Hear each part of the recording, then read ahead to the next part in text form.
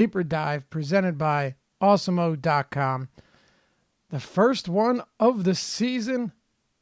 Adam, sir, how are you today? I'm good. Really, really excited to be getting into baseball season. I've had a good time the last few days, kind of just figuring out my process again because I always forget it, and I'm pretty excited to get going. As am I, sir. As am I. We've got 8 games and some quality pitching options. One of your and my favorite pitching options from 2018, Herman Marquez. Yeah, really, really excited. He was more fun when everyone else wasn't on board, but I think I'll just get over it and keep going. Yeah, you may have to. We'll get into all of that and more, of course. But first, we are going to touch on some quick NBA, as I promised we would on the Deeper Dive during this crossover. Now, also, keep in mind, the early bird for this morning was NBA. Dan Stratford and myself covered position by position, all of it, pretty thorough breakdown. And there was also, I believe, an NBA strategy show today as well. So plenty of content, still content on awesemo.com.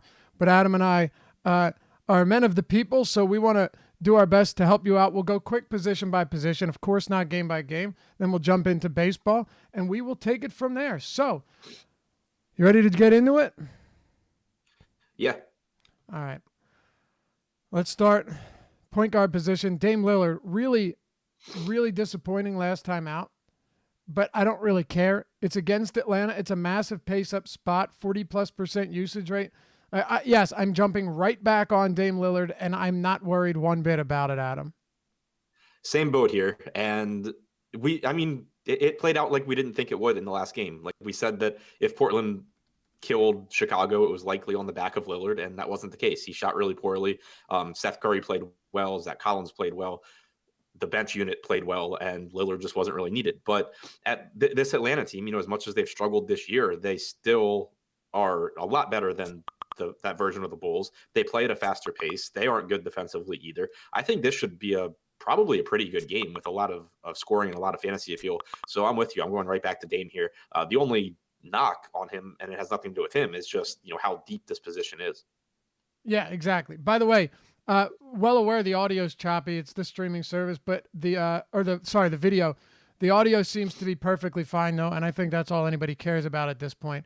So we're not going to slow this one down like yesterday. As long as the audio is working, we're going to keep moving. But yes, we are aware of it. Nothing we can do. Hopefully it'll bounce back for us tomorrow, and we'll go from there. Dame Lillard, though, phenomenal spot. I love this against Atlanta, and I don't really see any way to get away from it. Like you said, it is a pretty deep position, though, and there are a few other spots. I mean, Russell Westbrook's going to play 36, 37 minutes in a big game against Denver. You have Kemba against the Lakers on the road. Very big game for the Hornets as well. And then, of course, Trae Young's been playing really solid basketball. Oh, and Kyrie Irving, yes, not the best matchup against Indy, but he's down at $8,600. So there are a lot in this upper mid-range, in that 8K range that you can latch onto. Oh, and Curry's below 9K against the Minnesota Timberwolves as well. So let's do this. Of these guys in the 8K range, you have Young, you have Walker, you have Curry, you have Irving. I'll even throw Donovan Mitchell in here. Who do you like the most? I like Dame the most, but it's really close. No, so I'm saying in that 8K range. Oh, in the 8K range. Kemba by a little bit, but him, Kyrie, and Trae are all really close for me. I have them a little bit ahead of Kemba or of Curry. And then value at point guard. Is there anything that stands out here? Not really. Bradley Beal's questionable. If he sits, I would think that Satoransky becomes a better play. Ricky Rubio at 5,500 is okay, but overall, it's not a position that I'm looking to pay down at. No, me neither. Tyus Jones is there if you want your 30-plus minutes against the Warriors. I suppose you could do worse. And then Jamal Murray, look, it is a super pace-up spot for Murray, sub 6K. Scoring dependent, but when Murray goes off, generally he rewards a $5,900 price tag. All right. Yep. Shooting guard. We'll work our way through and turn it over to baseball. At the top, talked about a few of these guys. Curry and Mitchell are eligible here. Bradley Beal's a game time decision.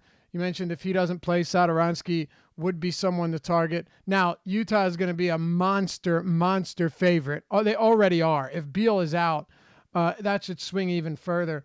Where else do you go here at the 2-guard position? Looking at DraftKings pricing, $6,700 Klay Thompson's pretty appealing. Minnesota, one of the worst defensive teams in the league in terms of efficiency. So that's a spot where I think you can save some money at a position that's really not that strong. Take advantage of the multi-position eligibility on DraftKings with guys like Murray and Steph. But Klay stands out there. Yeah, I mean, I guess Bembry is okay with Prince doubtful. He comes in as a reasonable value option at only 3,900. And then if Beal does sit, I would expect Jordan McRae to get more run. All right. Yeah, when you're talking about value here too, you get like Bembry and such with Taurean Prince not expected to play, but that's not really enjoyable whatsoever. He's super risky. I would assume that he's going to get enough minutes. Klay Thompson at a cheap price as well. And then Adam, I don't know if you mentioned him, but Seth Curry, 30 minutes probably, if not more. A team that's been decimated by injuries, and he's facing Atlanta. So I think you can do a lot worse than Seth Curry. It's just he's also going to be a scoring-dependent guard off the bench. Yeah, I agree. I mean, it's a good matchup. He's basically, no matter how you run numbers, he's like a 0.7 fantasy point per minute guy, but he should exceed that against Atlanta, and he should get around 30 minutes. So he's perfectly fine. All right. Small forward, where are you at the top? Paul George against Denver, LeBron James against Charlotte. Doesn't seem like his minutes are limited whatsoever. Do you spend up at small forward? Yeah, it's been weird with James minutes. I mean, that 32-minute thing lasted maybe a game or two. Yep. Yeah, I mean, the $10,300 tag on DraftKings for LeBron is appealing, as is the $9,700 price tag on George. I think I would lean towards George just because he should still play, 3 or 4 minutes more than LeBron if both games are competitive. So I'd give him a slight edge there. I think Kevin Durant at 8,800 is okay. Since Cousins came into the lineup, you're only getting like 1.2 points per minute for Durant, but the price tag's dropped enough where I have some interest there. I would rank them George, LeBron, Durant.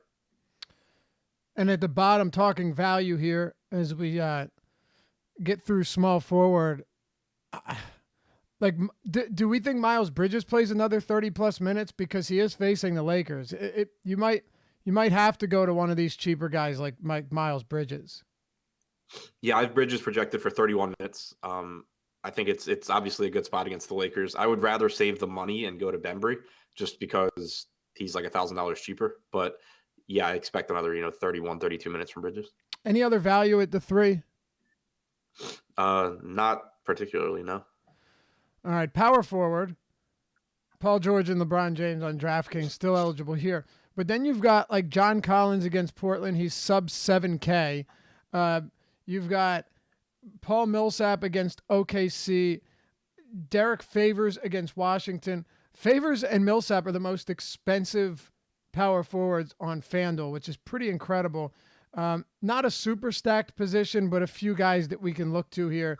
And then Thomas Bryant is power forward eligible on DraftKings. That price is beginning to come up, and he's facing Utah. What are we doing here? I like Collins quite a bit. Again, I just expect this to be a game that has a lot of fantasy appeal. He's been playing better since the All-Star break. He seems to have put whatever injuries he was dealing with behind him. So he's standing out to me as my top power forward option. Bryant, you mentioned that the price tag's coming up. The matchup's really unappealing. So while I still think that he has upside, I have trouble getting him ahead of someone like Collins. I think I'd rather go to even Al Horford at probably around 30 minutes here, despite the difficult matchup against Indiana. All right. And then center. Enes Kanter, I am projecting him for more than most today. What do you think he plays? I have him at like 26. All right. I have him at 28. And the reason for this, 26 is obviously very reasonable. I wouldn't be at all be surprised if that's accurate. But he played 9 minutes in the first quarter and then 5 in the second quarter. So you got 14 minutes there. Then he played less than 8 in the third quarter. I would expect his first half rotation to look a lot more like this, or second half rotation to look a lot more like the first half rotation. in this game. He didn't play a single second in the fourth quarter last game. So 26, barring foul trouble or blowout, would be the least amount that I'd expect him to play. I think he could get close to the Yusuf Nurkic, where he was playing the 28 minutes for a stretch there. Yeah, I think Cantor can get up there to the 28-minute range. The blowout definitely shortened his playing time a lot last game, and he's facing Atlanta. What do you think of the Portland front court against the Hawks? Yeah, I think those are all fair points. I don't feel strongly enough about that 26 minutes that I would argue with you about it. I think that bumping into 28 probably actually makes sense. Thinking about it more. So yeah, obviously still a really appealing matchup. A nice price tag on Cantor, so I like him quite a bit, whether he's at 26 or 28 minutes. JaVale McGee is. Oh, sorry. Collins. What does his price tag jump to? He's at 44. I was looking for Zach Collins. Oh, he yeah, played really well last year. 4,400 though. On a slate where I don't think you really need to get there. I'm not that interested. So it's like Cantor definitely stands out in the mid range. It's him and Turner for me, but I like the matchup for Cantor a lot more than for Turner. And then you also have so you have Cat against Golden State. You got Rudy Gobert against Washington. DeMarcus Cousins at 71 on DraftKings specifically against Minnesota. There are a decent amount of options spread out around or throughout all of these different tiers. Where else do you look at center? Because it is a pretty deep position on a number of different levels. Yeah, it is. Towns, obviously, especially at 10-5 on DraftKings, I don't care that he's facing Golden State. He's still pretty much this entire Minnesota offense. So I like him quite a bit. Nice spot for Gobert, whose price tag has come down. But beyond that, like you have Jokic in a pace-up spot against Oklahoma City, where he offers plenty of upside at 9,400 on DraftKings. JaVale McGee, in what's been one of the most favorable matchups for opposing centers for the last couple of months, he's playing really well. Like he had, the last game against Utah, but other than that, he's just been going nuts. I would assume that he comes in at low ownership today just because of how deep the position is. So it's a really deep position, like you said, with a lot of upside in the mid-range and at the top. Yeah, and I mean blowout a bit concerning for Rudy Gobert, but he's under 8K. That's tough to ignore as well. And if Cousins plays 30+ minutes, you have that. Really like Go ahead. No, sorry. I forgot to mention it at power forward, and it's more interesting there. But Dwayne Dedmon on DraftKings has power forward eligibility. He's been really good since the All-Star break, and you had mentioned it before that Chicago game. But this Portland front court is probably going to really struggle defensively now that Nurkic is out. So I think that Dedmon might be a pretty sneaky way to get exposure to this game. Like people are going to go to John Collins as they should, but Dedmon always seems to go overlooked, and he's been really productive for over a month now. I think that's a great call. Yeah, absolutely. And yeah, as we know, losing Yusuf Nurkic in the front court, that's a huge hit, no question. And I would just say this from a lineup construction approach, probably going to have a lot of lineups on DraftKings again with, two centers, one of them at utility. And then if I can, a lot of them with the power forward eligibility as well. Any specific approach you're taking today, any position you like more than the other? I'll probably have all my lineups I'll probably set it so that my utility is mostly or entirely point guards and centers. Yeah. Right. And that totally makes sense. Other than that, the positions in the middle are really a whole lot less enticing. Well, that'll do it for NBA for now. Of course, because we try and pump out as much quality content as we can, you still have NBA Live Before Lock coming up next. That's right. NBA Live Before Lock with Eddie. I believe he's doing that on Periscope. And then you have MLB Live Before Lock with Chris and Josh. I know Josh is listening. He'll correct me if I get this wrong, but I think Eddie's going solo, and then you'll have MLB Live Before Lock with Chris and Josh coming up after us up till that 7:05 lock or 7:07 lock. Sorry, it's one of those. Toronto loves to do the 7:07. All right, Adam, you ready to get into it? First MLB deeper dive? Yeah, let's go. All right, man, let's make it happen. Toronto and Detroit. Jordan Zimmerman. Well, actually, let me get to the odds here. Jordan Zimmerman, though, with Eddie will be on YouTube as well, by the way. Jordan Zimmerman carried a perfect game into the 7th, which is just downright ridiculous. And then did you see how many pitches he threw? No, but I know it wasn't a lot. 70 pitches after carrying a perfect game through 6 innings. I think he gave up 1 hit and lasted. Infield hit too, I think. What's that? I think it was an infield hit also. Yes, it was. And it was, I mean, just crazy. By the way, was very happy I had a lot of Marcus Stroman simply because I do believe he was dealing with a lot of injuries last season. It was nice to see Stroman, granted, easier matchup, but come out there and look really solid and get 7 punch-outs in the process. Yeah, I had a bunch of him too, just because he's a good real-life pitcher and right. He was cheap enough that I was fine with it. But the strikeouts were a nice bonus. Yeah, they certainly were. So here we go. We will waste no further time. Matt Shoemaker on the bump for Toronto, and then Matt Boyd for Detroit. The Tigers are what's the money line on this one? Okay, so yeah, Toronto minus 122 money line favorites, a 9-run total in this game. I want to start with Shoemaker. You remember a few years ago where he actually had the one season where he actually wasn't hurt? He began throwing that splitter a lot more often, and it was crippling hitters. I mean, it was a very solid out pitch. It put him to another level. But home runs have been a huge struggle for Shoemaker. I see this as a type of start tonight where he could actually churn out solid numbers with decent strikeouts. You know, he's around the 25 strikeout % guy recently. I could see that.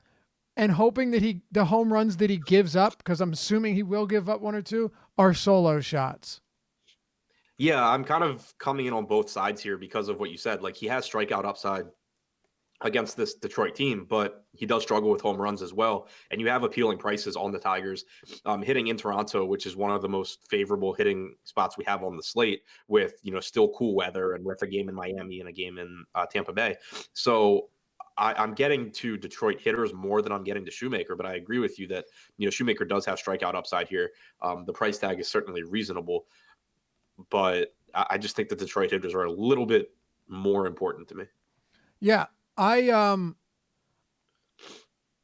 100% agree, and that's the reason why oh my God, sorry, somebody just offered me in Dynasty a 2019 second rounder, Dynasty football, and then I'm supposed to give up James Conner, Jalen Samuels, and a 2019 first. This must be a joke.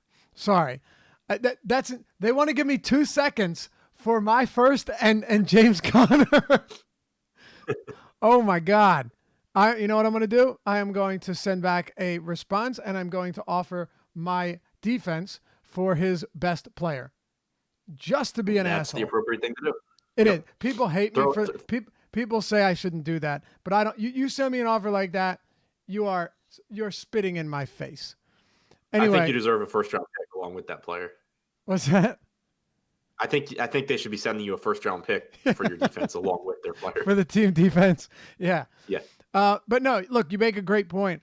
I had mentioned in the deep dive today, like, I wrote Shoemaker up as a decent tournament flyer, but then had Detroit as a viable tournament stack option because for a couple reasons. Number one, none of them are expensive. Number two, let me just say, Miggy Cabrera looks like he might be back. I'm not saying we're going to get prime Miguel Cabrera, but man, I loved what I saw from him in spring training. We say spring training isn't really, it's not something you want to talk about or reference very often. Here's why I think Miguel Cabrera's spring training was important, Adam, because the power had disappeared, right? He has 5 home runs and 8 extra base hits in like 45 plate appearances in AAA. A bunch of them he pulled, a few of them to left center field. It's really nice to know that power is back. And that's not a fluke. When you're hitting for power and when you're spraying them across the outfield, that to me is something to take note of. Yeah, I agree. Like, that's the kind of stuff to me from spring training that matters. Right. Like, someone asked me yesterday if I was concerned Luis Castillo had a bad spring training pitching. I was like, no, not at all. But guys like, Cabrera or Tulo coming back from an injury, those are the guys where I feel a lot better about them if they are hitting for power than if they're just, slapping singles the other way. Right. Looking at this Detroit team, Josh Josh Harrison, the projected ownership on him once again is through the roof. It was yesterday, which is, if you're playing cash games, do what you got to do. But if you're not stacking Detroit, Harrison's a guy that I don't see myself going towards a whole lot. Shoemaker's biggest issues are the long ball. It is power. Harrison has not been a power bat for quite a while. For me, it's guys like Castellanos and Cabrera. The middle of the lineup, too, I don't mind. Candelario and Nico Goodrum. But the meat of the order is pretty much where I'm focusing for Detroit bats. What about you? Where do you? And I guess we could talk John Hicks as well because catcher's so bad. But what are you looking at individually for the Tigers? Yeah, I mean, the middle of this order, while they are flawed hitters and while they do strike out, there is power here. Yeah. You mentioned Harrison, who because of the position and the price is just, kind of a cashy play where like I have him in my cash lineup right now on DraftKings. Sure, of course. Yeah, and he's in my crunch right now. He's my highest owned second baseman by a little bit, just because for one, I'm stacking the Tigers a lot, and for two, he's cheap and leading off. But beyond him, there is actual power here with Castellanos, with Cabrera. Don't sleep on, you mentioned Nico Goodrum, but don't sleep on Kristen Stewart batting sixth either. This is a guy that has some power and can do some damage. Batting sixth, he probably goes overlooked, especially because he's in the outfield which is, obviously a deep position tonight. So, definitely would like to be getting him in some Detroit stacks as well. Hicks, like you said, catching is whatever. Catcher sucks. If you're stacking Detroit, go ahead and use the position on $2,700 Hicks. But that's the other reason that I'm not really getting to a lot of Shoemaker. Like I said, I just really like the price tags and the power upside that these Detroit bats offer. Me too. Again, I wouldn't be surprised if Shoemaker goes 6 innings with 2 runs and 8 strikeouts, and both runs are on solo shots. But once he puts runners on base is when you start getting a little bit concerned. What about Matt Boyd here, who last year, showed a propensity. Matt Boyd's a kind of a fascinating pitcher. He's not throwing fire, but he's also not terrible. He's just kind of one of those league average guys that has made improvements over the years, and is a southpaw, so he throws a little bit of, it makes it a little bit more unique here. Where do you stand on Matthew Boyd and the Toronto bats here at, look, Rogers Center is, if we know one thing about it, it is pretty homer friendly in terms of home runs, not home team. Right. Toronto has the highest implied total on the slate. So obviously, I think their hitters are in a nice spot here. There's a lot of upside. You have right-handed power in guys like Grichuk and Hernandez. You have Gurriel, who is projected to basically be a league average, slightly above average hitter with second base, shortstop eligibility on DraftKings. Brandon Drury, 2,900 leading off, looks like a really good, again, like cashy value play at the very least. So obviously I like these hitters and I'm getting there.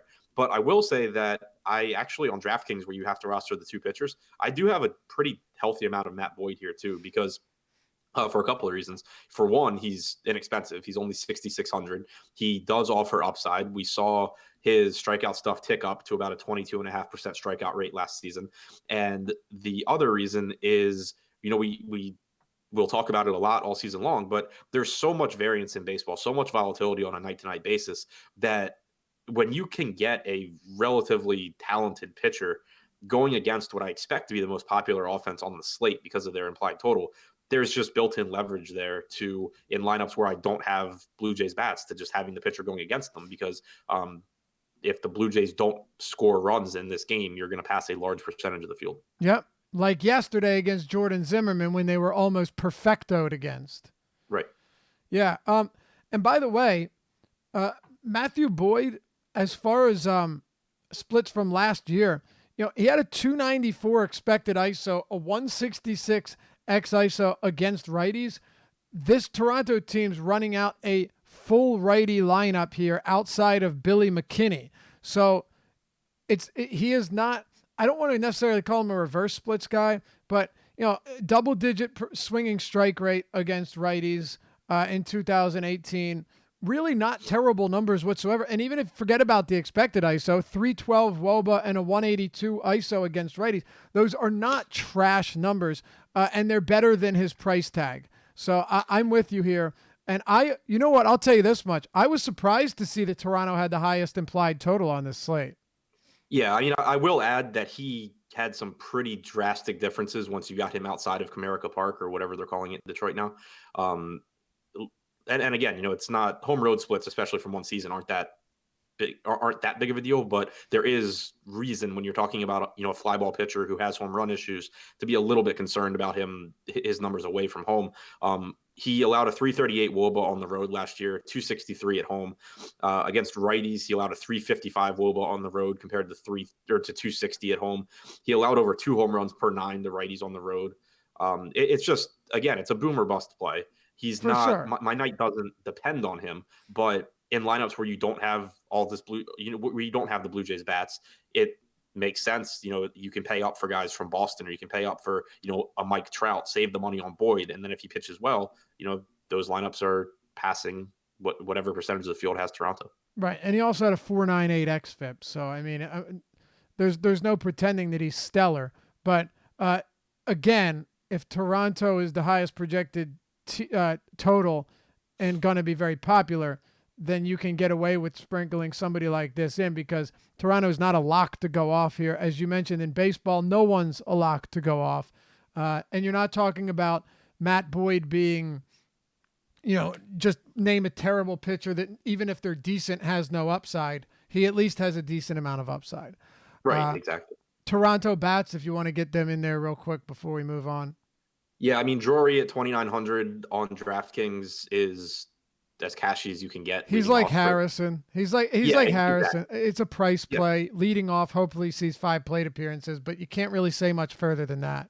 Right. As far as the guys that I would like to target as one-offs, it's primarily Hernandez and Grichuk. They're the 2 big power bats in this lineup. They're the 2 guys that I think are most likely to do damage against Boyd. Beyond that, it's looking for salary or for positions. Gurriel's good enough. Drury, again, is fine. Smoke really had 0 power from the right side last year. I don't it's not like I'm taking him out of my player pool or anything like that, but I think it is worth noting that he has had much more power from the other side of the plate. Well, it's kind of interesting because that hasn't been the case every year. I mean, like 2017, Smoke had a 234 ISO against lefties, and then but I'm pretty sure for his career he's been better from the left side of the plate. I mix him up sometimes, but yeah, I think you're right. Against righties. All right. Let's talk about Tampa Bay and Houston. You've got Garrett Cole on the bump for the Houston Astros, and then Charlie Morton, the ex-Astro. It's funny how everyone comes to Houston and gets better. Garrett Cole, Charlie Morton. Let's see how Morton does in Tampa Bay. We'll start with pitching here. It's not a game I have much hitting from for obvious reasons, but Garrett Cole, breakout season last year. If you're talking about reverse splits from a strikeout standpoint, he had a 41% strikeout rate against lefties, Adam. And when you're talking about this specific Tampa Bay team, you have less lefties in this lineup where you had Ji-Man Choi, Austin Meadows, Kevin Kiermaier, but some of the righties in Tommy Pham, Willy Adames, and Mike Zunino are very high K guys. Yes, Tommy Pham around 26% K rate versus righties last year. So definitely an interesting lineup for Garrett Cole, even though he's facing only 3 lefties.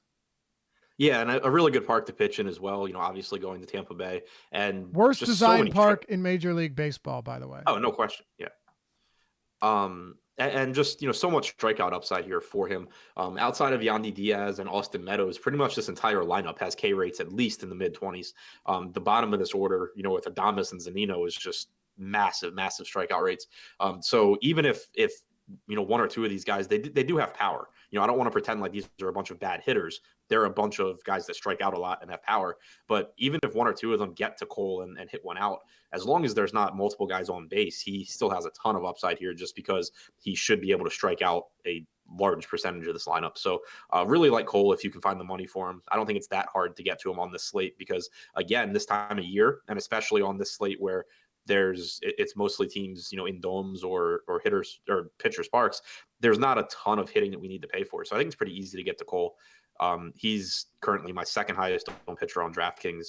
I think my first or second highest owned pitcher on FanDuel as well. Yeah, and for obvious reasons, Avisel Garcia with, I think, a 28% K rate against righties last year as well. So a lot of the righties in this lineup are going to strike out quite a bit. That was above his career average, but you had that. And then Yandy Diaz coming over from Cleveland. I don't know. I'm not necessarily sure what to think of him yet. I want to let this season go a little bit further, but it's not something I'm going to be dwelling on either. The bottom of that lineup, though, when Garrett Cole gets to that, that bottom of the lineup with Adames, Zunino, even Kiermaier, there's a lot of strikeouts down there, Adam. Yeah, Zanino I think is like 35%. Adames is up around 30, I believe. Yep. Kiermaier's even around. Kiermaier's around 24, 25% too. So yeah, it's pretty much the entire lineup outside of Diaz and Meadows. Right, for sure. What are your thoughts on Charlie Morton? Like you said, good pitching park for sure. But you're talking about a Houston lineup that is even more imposing this year. Michael Brantley slotted into the interesting, by the way, in the cleanup spot. But there they are: Springer, Altuve, Bregman, Brantley, Gurriel, Reddick, Aledmys Diaz, Max Stassi, and Tony Kemp. It's really tough for me to get to Morton here. It has nothing to do with him as a pitcher. I do obviously think he's really good. I think he has a lot of upside, but there's a lot of good pitchers on this slate if you're just looking for talent. And Houston is one of the toughest matchups you're going to get in terms of the hitters are actually good and the hitters don't really strike out that much. Carlos Correa being out of the lineup certainly helps, but Aledmys Diaz isn't a really high strikeout guy either. So it's not like you're throwing a bunch of strikeouts in there in place of Correa. You're just getting a less productive hitter, but you still have to deal with, all those guys at the top. This morning on the strategy show with Josh, I was actually getting a pretty good amount of Houston stacks, but I had Correa projected in. So it was the fact that I was able to get, a really good shortstop in those stacks that made it more appealing. So I don't have as many Houston stacks as I did this morning. I am still getting a pretty good amount of Alex Bregman on DraftKings in particular, because he does have multi-position eligibility there. Brantley's price tag at 3,500 is pretty nice, but I'm with you for the most part, just not a lot of appealing hitting in this game. All right. Yeah. As far as batters go, we spend a second on it here, but is there anybody that, look, Morton's not the easiest guy to steal on. It'll be interesting to see what the battery looks like with him and Mike Zunino, but neither spot here is super appealing. Garrett Cole, on the other hand, we know for certain that Garrett Cole in Pittsburgh had serious stolen base issues, 21, 25, and then in Houston, he allowed 14 last year. Also has the fact to do that he allowed less base runners. But what are your thoughts on the hitters overall? Anybody that stands out to you that you want to touch on? I mean, my highest owned hitter from the game is Bregman. Behind that, I have Brantley, I have Altuve, but nobody really standing out as like one of my highest owned guys at their position, with the exception of Bregman, is currently my third highest owned third baseman, fourth highest owned shortstop on DraftKings. All right, let's talk about Miami and Colorado. The Miami Marlins projected to have the second lowest win total on the season, behind only the Baltimore Orioles, your team. And they're so bad. Yeah, them and the Marlins, man. Marlins 63.5 wins. The Orioles are the only team with win odd below 60. It's like 58.5 or something ridiculous. Just incredible. But the Rockies 159 money line favorites on the road, and 7-run total here. We've got Herman Marquez last year, Adam, coming off of his last 17 starts were spectacular. And I think one of the reasons for that is probably due to the fact that he basically scrapped the curve. Well, he didn't scrap it, but at Coors he added a slider, and it made him a whole lot more efficient, because you're not worried about that heavy break as long as you can sweep it across the zone. And over those last 17 starts, 0.8 home runs per 9, 0.95 whip, a K rate of 33% with a 15.5% swinging strike rate and 2.28 xFIP. I mean, the second half of the year was spectacular. Yeah, really, really, really good. Obviously, as big a park shift really as you can get here, going from Coors to Miami as well. Not the most strikeouts in this Miami lineup, but it's made up for by just a lot of really bad hitters. Yeah. So when you combine the fact that they're not really good at hitting with the fact that they're in a great pitcher's park and Marquez has the stuff to strike out anyone, regardless of how good they are at putting the ball in play, he pretty clearly grades out as the top pitcher for me on DraftKings at 9,200. I don't think that is a surprise to anyone. I expect the field to be there, but I don't really care. I think that it's just too good of a spot for me to pass up at that price tag. On FanDuel, the pricing's a bit different. Like there's just more. He doesn't jump off the page as like just clearly the top play, and you can only roster one pitcher, but he's still a top 2 or 3 pitcher for me on FanDuel. Yeah, I mean, look, there might not be a ton of strikeouts, but number one, you only have 3 left-handed bats. The aging Curtis Granderson, clearly in the twilight of his career, Neil Walker, and JT Riddle. You also have Garrett Cooper, who last season against righties had a 32% strikeout rate. Mind you, very limited plate appearances. So, I mean, take that for what it's worth. The season before, another cup of coffee, struck out decent bit. But then Lewis Brinson, who has been a strikeout machine, and really has not lived up to the hype. Hopefully this season he'll have an opportunity to do that. And Jorge Alfaro is a 30% K guy versus righties. So yeah, while there aren't a ton, you have at least a few guys in this lineup that do strike out enough, whereas the rest of these guys are very much below average outside of, I don't know, maybe one bat. It's bad. I don't know. The only thing here is Marquez got lit up in the spring. I don't really care about that. I believe in his stuff. And the fact that he's pitching at Marlins Park and not Coors Field, yeah, that helps a bit. Yeah. I mean, the only argument that anyone can make against Marquez that I would actually listen to is that it's baseball and there's a lot of really good pitchers on the slate. Right. Yep. And to be fair, we've only seen a half season of quality pitching from him. And will it continue? I tend to think it will, because the stuff is real. He's got a high 90s fastball as well. So it's not like he was just getting by throwing junk. He's getting by throwing some really solid pitches. So, yeah, obviously Marquez very much in play here. I want to talk about Trevor Richards, Adam. You all right with that? All right, let's do it. Yeah, I'm fine. All right.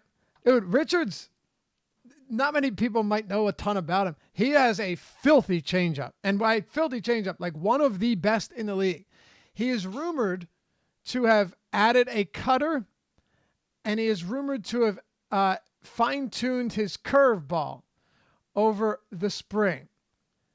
If that is the case, he might actually be able to get the same results on the changeup as he did last season, because if we're being fair, his four-seamer is trash. But yes, it is. Let's talk about Trevor. Trevor Richards has a little bit of potential here. Curious to know where you stand on him, or if you're going heavy on the Rockies, or neither. I am going pretty heavy on Trevor Richards tonight on DraftKings. Me too. Yeah. I mean, where you have to roster the 2 pitchers, 7K price tag, pitcher's park. But also, looking at this Colorado lineup, it doesn't have the most strikeouts in it. Blackman, not a really high strikeout guy. Murphy's almost impossible to strike out. Walters doesn't really strike out, and neither does Arenado. But you do have a 25 to 26% strikeout guy in Story. You have a 25% strikeout guy in Dahl. McMahon was up around 30% in his 200 plate appearances last year. Tony Walters doesn't strike out, but he's possibly the worst hitter to ever play baseball. So, I mean, like seriously, he had a 45. Yeah, no, you're right. He's terrible. So right, and then you get the pitcher in Marquez. Also, 5 lefties in this lineup, and then the pitcher. You mentioned the changeup for Richards. We saw a very similar strikeout percentage to both sides of the plate last year. You also have Desmond was a 25% K guy versus righties too. Yep. Yeah, so him as well. Last year, Richards struck out essentially 24% of hitters from both sides of the plate. He had a major home run issue to righties, but Arenado, Story, Desmond, like that's it. And they're in Miami, which is as good as you're going to get at limiting the home runs. I don't mind going to like Trevor Story as a one-off or to Arenado as a one-off. I think it's a pretty good play because they give you a bunch of right-handed power, which is what Richards is susceptible to. But this lineup as a whole does not give you much of that. And I think that I would, yeah, I mean, I'm getting to a bunch of Richards. I have him as my fourth or fifth highest owned pitcher on DraftKings, behind Marquez, Cole, Lucchesi, and that might be it. Yep. Look, Yeah, that's it. I have him too. He was one of the guys I featured in today's deep dive. You and I switch off the deep dive for baseball just as we did with NBA, and we put a lot of time into it. You can check it out on awesemo.com. And if you wanted to head over there, you could try out a weekly subscription, or you can get 50% off your first month by using the promo code Deeper Dive when you sign up. One word, Deeper Dive. Obviously, not just our articles from Adam and myself, but the projections, the ownership projections, Fantasy Cruncher add-on, the lineup builder, and then projections, ownership projections, and articles from some of the best in the industry for NBA, for football when it's here, for MMA, for NASCAR, everything. PGA, Ben Rasa, one of the best. We've got it all. So if you want to check it out and get 50% off your first month, use the promo code Deeper Dive when you sign up. It'll give you 50% off. Deeper Dive, all one word. And say hi to us in our premium Slack chat when you do. Anyway, I obviously don't feel great about it, but just the fact that I know he scrapped a slider, added a curve, and is at least working on a cutter gives me a little bit more faith that he knows he's not going to get by as a two-pitch pitcher when one of your pitches is really not good. Right. And the thing is, even if this were last season, if this were last season and we knew what he was throwing, I still would be playing him in this spot. Yeah. So the fact that it's not like, and I know you're not saying it either, it's not like we're saying, oh, there's rumors of him doing this, this, and this, so let's get on him now. It's that he's a good enough play regardless, and there's some chance that he's better than we are projecting him for. Exactly. Right. And also, a year goes by and hitters will catch up with what you're doing. Like, I'm very interested to see what happens with Freddie Peralta this year. And we'll get to him. How's he going to do? He's deception is key for him, especially against righties, which because he's so good. Perceived velocity was pretty significant with him, but what's he going to do? Is he going to remain a two-pitch pitcher? I thought it was nice to see that Richards knew he needed to at least add something to his arsenal. Whether it's good or not right now, working towards something more. But that changeup is so good. Another reason I mentioned that, if you look at Trevor Richards, the reason he had so much success with it was the swings that he got on pitches out of the zone. So when hitters do begin to lay off of that, if they do, you're going to need something else. Dallas Keuchel's a perfect example. That one huge year was just everyone swinging out of their shoes on the slider. The next year they stopped swinging and his walk rate went up. So just something to keep in mind. Yeah, I mean, like Richards is one of those pitchers where if he can work ahead in counts, he's going to be really, really good. If he's falling behind in counts, it's going to be a nightmare because he has to throw his worst pitch. He has to throw the fastball down the middle. Yeah. Not fun. Anything else here for Colorado, Miami? Nope. Let's talk Milwaukee, St. Louis. Oh, Freddie Peralta. Here he is. They are basically this game is there's no clear favorite here whatsoever. And I think that makes sense. 8.5 run total inside a very hitter friendly park in Milwaukee. Freddie Peralta was great against righties last year. Lefties, not so much. I think it's because the deception and his ability to disguise the fastball or hide it wasn't as easy to do against lefties. And that's why I probably will have some interest in guys like Matt Carpenter today, assuming that his back is not an issue anymore. Even Colton Wong, if you're trying to get away from the uber chalk Josh Harrison, I still think Freddie Peralta will have some problems with lefties. What are your thoughts on Freddie Peralta here against a pretty talented Cardinals team, but also a Cardinals team that only has 3 lefties in the lineup? That's Carpenter, Dexter Fowler, and Colton Wong. Could make him an interesting tournament play as well. Yeah, exactly. I don't have a strong take on either side here. I have plenty of exposure to both. Peralta is only 7,900 on FanDuel, which makes him one of my favorite pitchers over there if you can't quite get up to like the Garrett Cole range. We know he has the upside. It's just that he has issues with walks. And there's no real precedent of a pitcher like him having sustained You're success. right. You're right. So Unless you're out of the that bullpen. right, exactly. So that's legit. That those are the risks on him, and the Cardinals are a very talented lineup. So he certainly has boom. He's a boom or bust guy. It's one of the more favorable hitting environments on the slate as well. So on like I said, on FanDuel, I think that he's a good play at 7,900. On DraftKings right now, I have him as my sixth highest owned pitcher. But then, on the other side, I have the Cardinals as my highest owned stack because their prices are just too cheap for how good of an offense this is. You get Yadi Molina, who obviously isn't the best hitter on this team, but catcher sucks. And you get Molina hitting fifth for a Cardinals team that has, I guess, is tied for the second highest implied total on the board, or third highest implied total on the board. But then you get, a $3,800 Ozuna, $3,400 Paul DeJong, who has plenty of upside. Two good, very, very good hitters at the top in Carpenter and Goldschmidt. The Cardinals are just priced in a manner that lets you you can get Cole Marquez, a Cardinal stack, and then a pretty decent second stack with them, or you can, pay down a little bit at pitcher, get the Cardinals and the Red Sox or something like that. They just open up a lot of upside for your lineup. And it's something that I know we'll talk about, especially early in the season before the weather breaks and, balls start flying and before we're getting really bad pitchers on every slate. Right now, just betting on the talent of hitters is the easiest way to get upside in your lineups, regardless of who they're facing. Yep. That's a good point. It's absolutely a good point.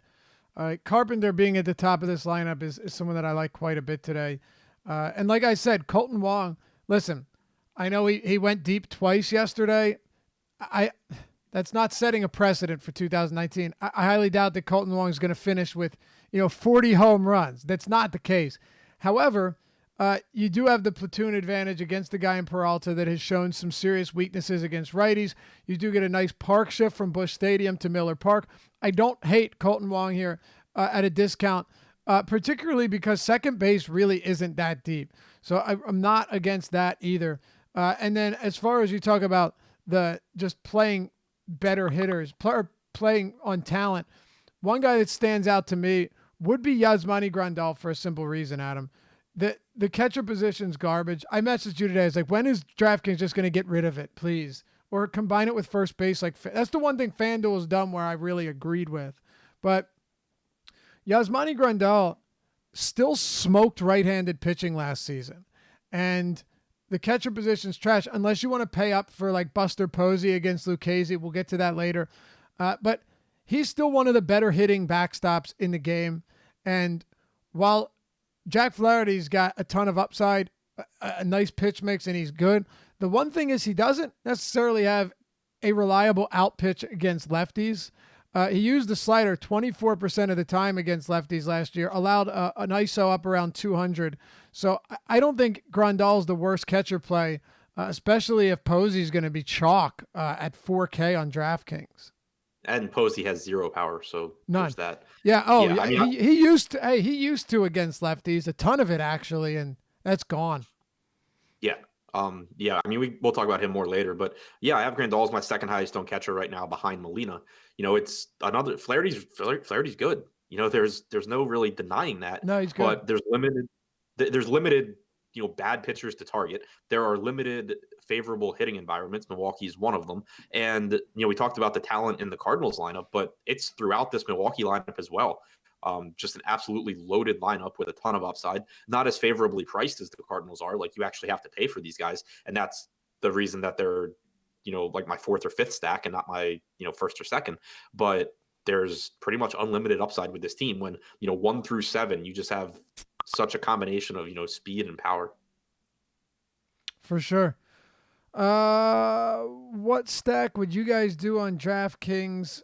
MME 5-3, 5-2-1, 4-3-1. Do you have any specific approach today? This is a question from our Slack chat.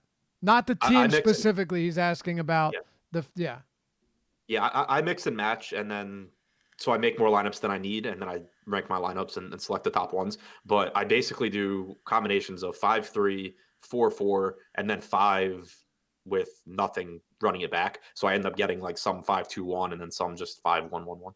Yeah, makes sense. Especially early in the season. Like you said, you don't have nearly as many bad pitchers going. We have a few today, but not as many. Anything else you want to touch on with the Brewers and St. Louis? Nope, just one of those games I hate talking about where it's like, yeah, I like both pitchers and I like all the hitters. Yeah, I know.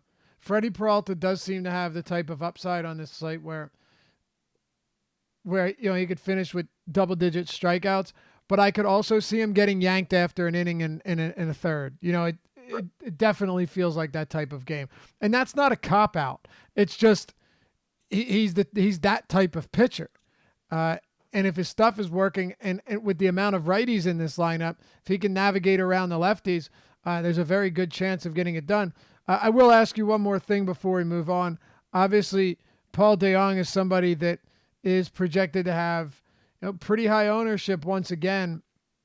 I don't like righties that much against Peralta, but as you mentioned with Molina at a bad position, is DeJong somebody that you're just going to play, or do you like other options better at shortstop?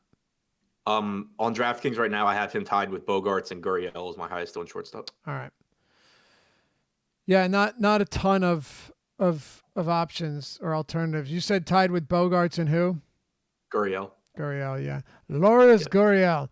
All right, Adam. And I'm pretty sure I have DeJong in cash, if I remember correctly. Yeah, which makes sense. Oakland and the Angels, LA Angels. This should be a fun one to talk about. The Angels are slight road favorites, 8.5 run over under here. And let's start with Marco Estrada.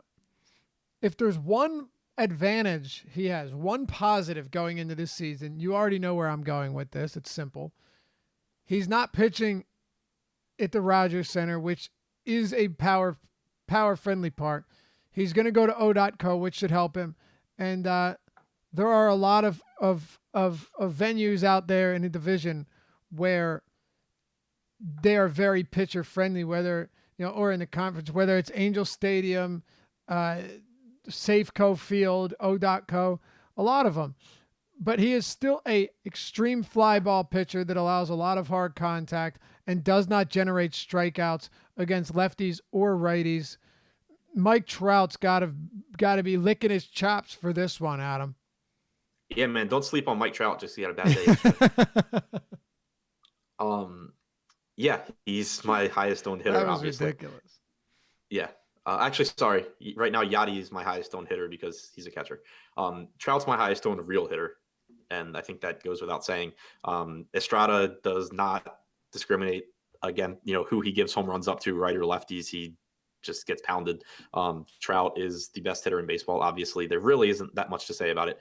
As far as the rest of the Angels, though, it's kind of weird. Like looking at my stacks that I have right now, I don't have a lot of 5-man Angels. I have a little bit more 4-mans, but not a lot. But then they're my highest owned 3-man stack, which I think makes sense when you look at the construction of the Angels lineup and you think about Estrada as a pitcher. He's a guy that gives up a lot of fly balls, a lot of home runs, but more often than not, he is going to give up. He'll give up home runs, but he's a good enough pitcher where he doesn't get blown up all that often. It's that you can get to him for a home run or two, but he'll get a lot of fly outs to the warning track, and that'll be it.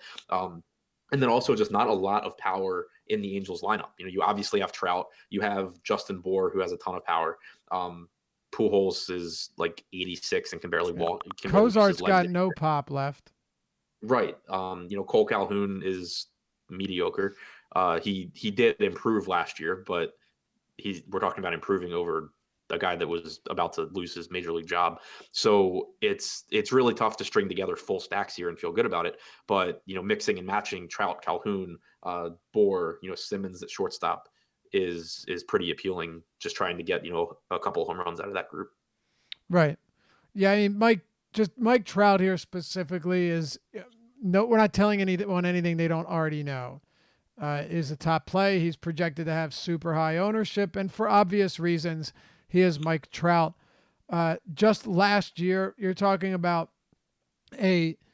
first of all, Estrada allowed more than 2 home runs per 9 to righties. So it's huge. But like you said, the bulk of the damage against Estrada comes by way of the home run. I mean, you will see games where he allows 1 home run on a solo shot and then 18 fly ball outs. Like, it happens. So I'm not worried about Trout. I mean, Trout had a 457 WOBA, 338 ISO, and a 198 WRC plus against righties last year. Almost 50% fly balls, monster hard contact rates. I don't even know why I read the numbers off. It's not even worth it. Everybody should know that by now. But I agree with you on the bulk of the rest of this team. The power is harder to come by, and it is not the greatest park for hitters. On the other side, Matt Harvey comes to Cincinnati last year, does retool himself a little bit, improves a bit, but he still doesn't have nearly the same velocity on the fastball as he did before. And I still expect him to struggle against left-handed hitters, Adam. Yeah, I think Oakland's the more appealing full stack to me here, just because they do have more talent. They have a deeper lineup than the Angels do. And Harvey's, a little bit more of an unknown than Estrada is. He could go out there and be good. He could go out there and be absolutely terrible. Chances are he comes in somewhere in between. But when you have power guys like Piscotty, Chris Davis, you have a cheap Robbie Grossman at the top who doesn't give you a lot of upside as a one-off, but he doesn't strike out a lot. He walks, he gets on base. Matt Chapman obviously has a ton of power. You have Kendry Morales in the lineup now. It's just a deeper, more complete lineup than the Angels offer. So don't forget Profar. Don't forget Profar either, who had a 220 ISO against righties last season as well. Yeah, good point. So they're kind of the opposite of the Angels for me when I look at my stacks. They're a top 5 stack for me in terms of ownership, 5-player stack ownership. They're kind of middle of the pack for me in 4-man stacks, and then I'm not really getting a lot of 3-man stacks of them. So it's like the exact opposite of what I'm doing with the Angels. Right. Yeah, for sure.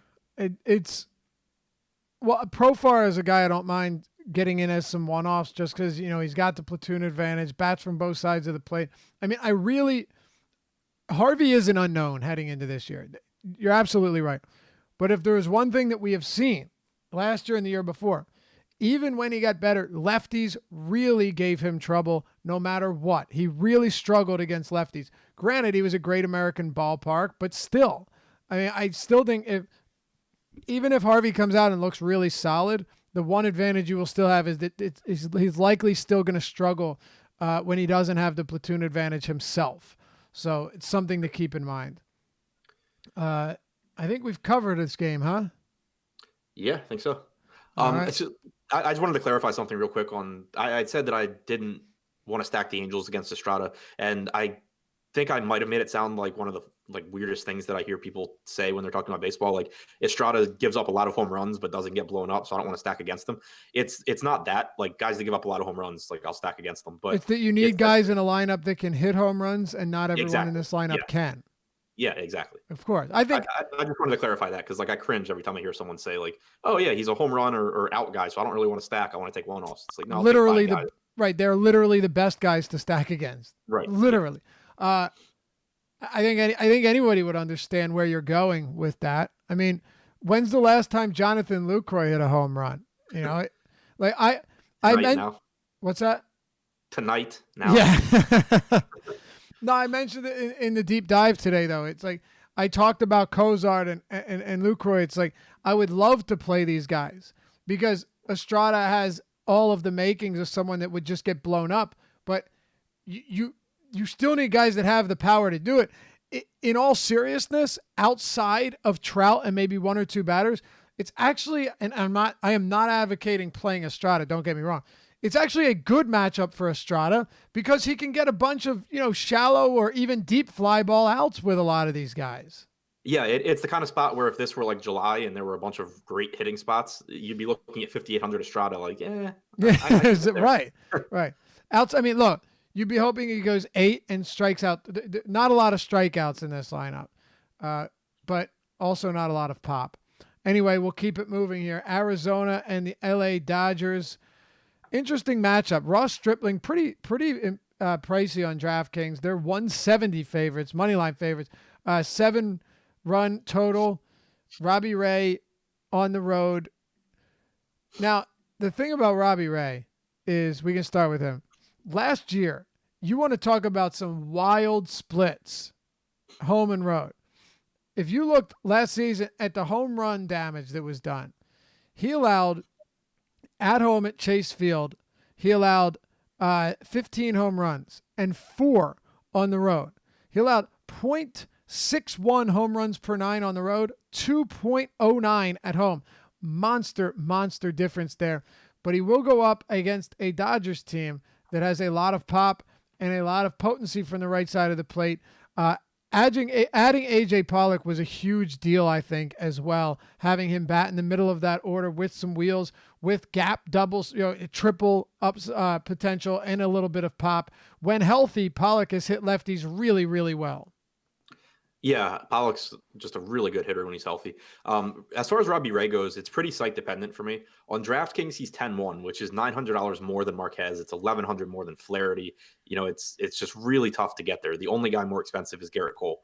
On FanDuel, though, he's 8,400. He's cheaper than all the other like top tier arms on the slate. He's only $500 more than Peralta.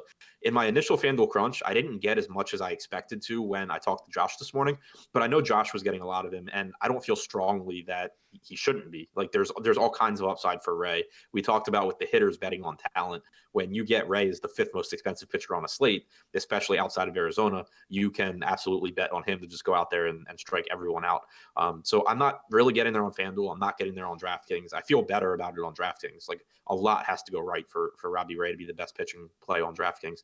But FanDuel, if you feel that he should be projected a little bit higher than I have him, I wouldn't argue. Yeah, look, I get it. $8,400 on Ray. At over 10K on DraftKings, I think that's really prohibitive. But on FanDuel, I agree. And look, here's one thing we know about Robbie Ray. Forget about the home run. And like I said, at home, he was markedly worse. Like, way worse. But you know what? He had a 30+% strikeout rate against lefties and righties last year. So, I don't know what the upside is there on FanDuel, where he's 8,500, basically the same price as Eovaldi. So, yeah, I get it. I do. What about Stripling? $9,500 on DraftKings, 82 on FanDuel. This is a Diamondbacks lineup, Adam, that, you lost Goldschmidt and you lost Pollock, and you you also lost, or not lost. You also are a team that has dealt with a lot of prolonged injuries to a lot of the players. You have Jake Lamb and Peralta. That's cool, I guess. But this offense could be really rough this season. Yeah, I'm not really getting to either side here. Stripling is, obviously a good pitcher. I just still don't want to pay more money for him than for, Marquez, Flaherty, Peralta. These guys all give you, really high upside. But I'm also not getting to Arizona. Whereas Robbie Ray, I'm not getting to him, but I am stacking the Dodgers because of the upside that they give you. If Ray struggles to throw strikes, I'm not stacking Arizona against Stripling. I'm not rostering Stripling. I think that a very likely outcome here is that Stripling gives you a good game, but not a game that you need to win a tournament, and that Arizona is completely useless. Agreed. Kike Hernandez also pretty interesting if you're looking for a cheaper outfield bat. I do like AJ Pollock, though, just based on the upside and his ability to really produce in a number of different areas. He's not just the power guy. He has a little bit of that, doubles, triples on the base paths. You get something there too. So Pollock to me is always somebody that I'm very much willing to target. And I think 4K on DraftKings, Adam, is just way less expensive than he should be, given what we know he's capable of doing. Maybe it's a matchup thing because Ray's 10K. Sorry, what'd you say? Yeah, right now I have Pollock as my 6th highest owned outfielder on DraftKings. Yeah, and that makes sense. Like his company is Mike Trout, Mookie Betts, JD, Grichuk, Castellanos, and right. Pollock. Right, exactly. All right, we got 2 to go, Boston and Seattle, and we'll turn it over to Josh and Chris live before a lock. I don't know if they're going to go to 7 or 707. I guess we'll see. I don't know. I mean, basketball's a little easier in that respect. But we've got the Seattle Mariners with, ready for this? It is Yusei Kikuchi. I believe that. Yusei Kikuchi, I think. Real odd that they're going to limit him to 1 inning every few starts, so we'll get to guess when that is if they don't tell us. But yeah, that'll be fun.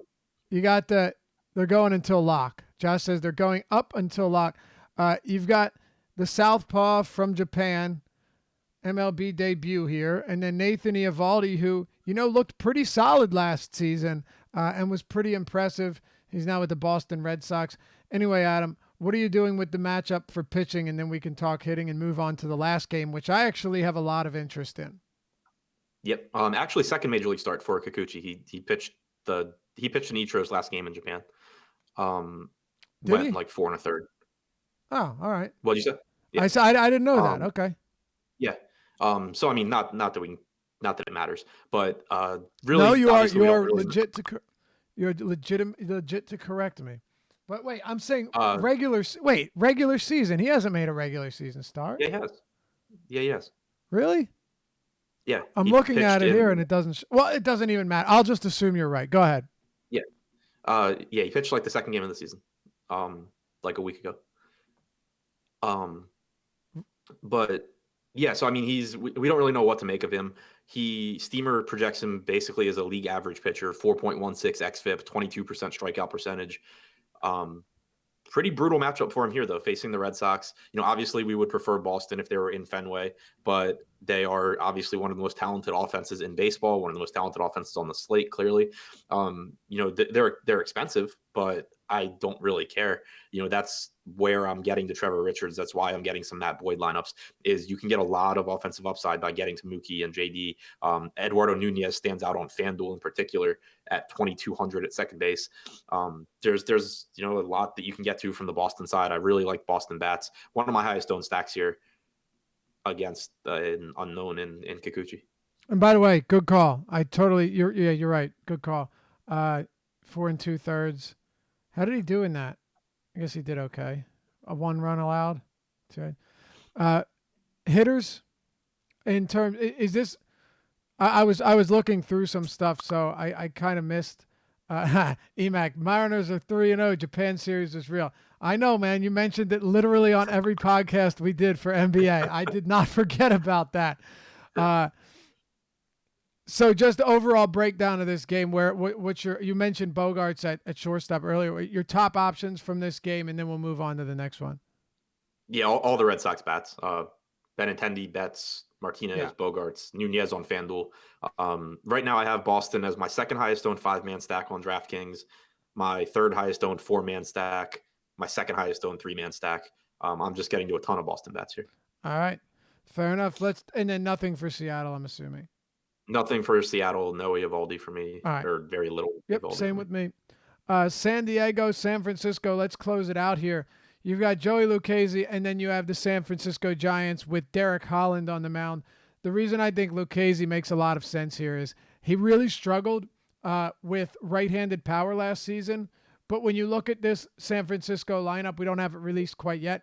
There is just not a lot of pop against lefties. I mean, Brandon Belt is mitigated to some extent because of the lefty-lefty matchup. Buster Posey's power is gone. I mean, this team's going to be really bad this year, particularly the offense. And yes, Lucchesi was allowed a lot of homers at Petco Park, but I just think it's a really good spot. Not to mention that the San Francisco Giants, who haven't retooled their lineup much at all this year, were dead last or close to last against lefties in almost every relevant category last season. Just a really good spot for Lucchesi. And also, you're not getting him very expensive, $7,900 on DraftKings. On FanDuel, he's $7,600.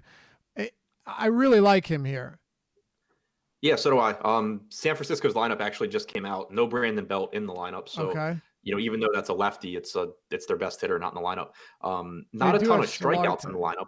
Yeah. But not a lot of power either. He struck out 26% of hitters overall last year, 25.8% of righties. Did struggle with home runs, like you said, but just not a lot of power. And he's at a price point where even if Longoria gets to him for one, as long as there's not multiple guys on base, it's not really going to matter. He's my third highest owned pitcher on DraftKings right now, behind Marquez and Cole. I just really like him a lot. Me too. And I also like I like some bats from San Diego. Look, Derek Holland had a career-high K rate against righties last year. I get that.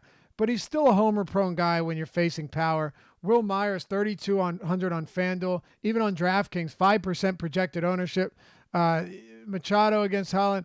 And I'll say this much, and I'll let you close this one out. Fernando Tatis Jr., to me, is actually a very interesting play. Shortstop is not good. He is going to strike out a lot, no question. But we know he has power. The base pass, his speed on the base pass, which it's not an easy base stealing matchup, but still you have that at least. And shortstop, again, doesn't have all that much. I know from your talking about your ownership, you don't have much of him, but I do think the Padres as a stack makes sense against Holland. We've seen him get banged up on the long ball before. And while Petco's still pitcher friendly, it's not AT&T Park, and he was much worse outside of San Francisco last season. Yeah, it's a pretty big park downgrade for Holland here. And this is a completely different Padres team where there's some strikeouts, but there's a lot of power in this lineup, especially at the top, with Myers, Machado, Reyes, all, legitimate home run threats here. So I'm with you. I have the Padres behind. Looking at my DraftKings crunches and 5-man stacks, I have the Cardinals, the Red Sox, and then like the Padres, the Brewers, the A's all tied. The Dodgers and Toronto there too. So they're one of my top 5, stacks here. I like one-offs with, the power guys, Reyes, Myers, Machado, and I'm with you that Tatis is perfectly fine given the context of the slate. Yeah. Franmil Reyes batting cleanup. We know he's got pop, also some strikeout stuff issues, but he's there if you need him. That'll do it. We're in the books, Adam. Anything else to add here before we turn it over to Chris and Josh? Nope.